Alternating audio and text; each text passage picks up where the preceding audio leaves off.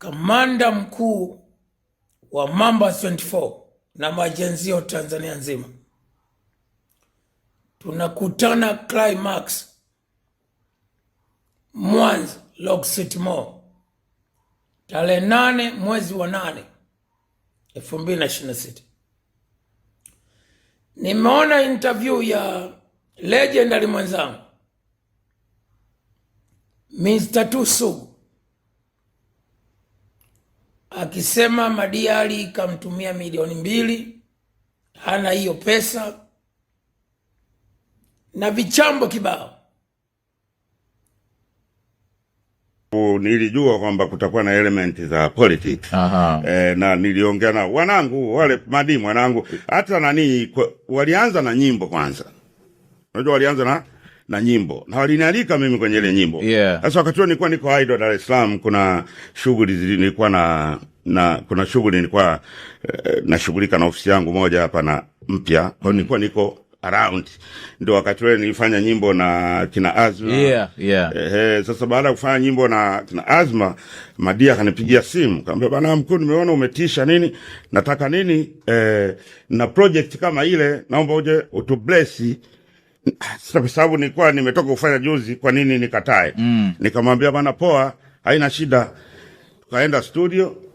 Sasa tunatoka studio, alikuja kunichukua yeye mwenyewe. Ananishusha, akanitumia mkwanja milioni 2. I was like, msijai kulipwa hela kufanya featuring, na nimefanya featuring na watu wengi. Kamba Madi, I know this game, man. Tell me what's behind this. I know you don't have that money.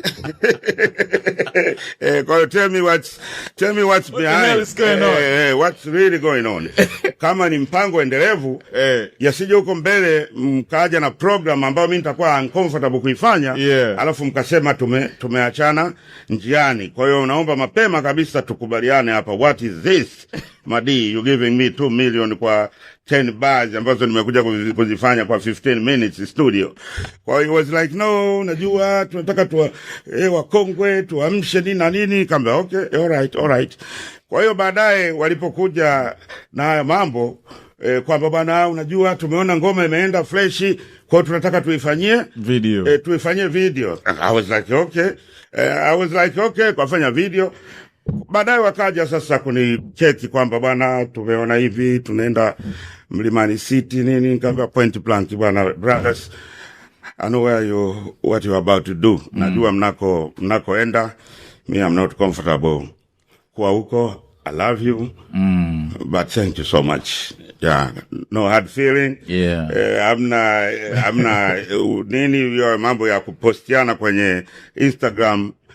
Mimi na Tale tunajuana. Naona sio.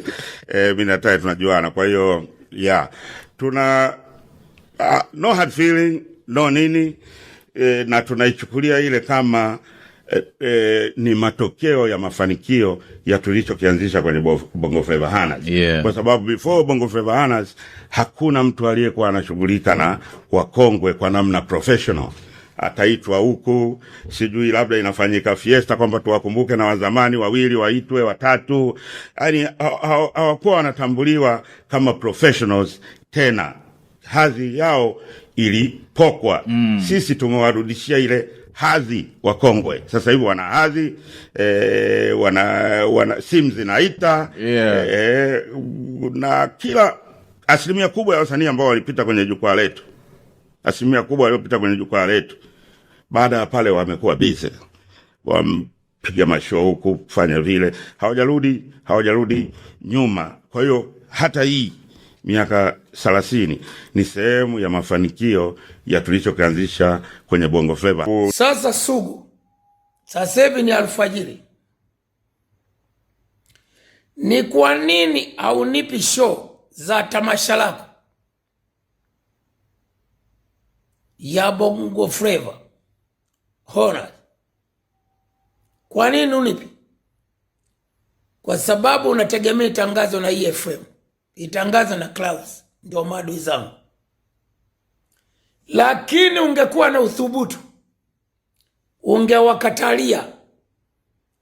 Huu ni legendary mwenzangu tamasha lake lazima itangazwe.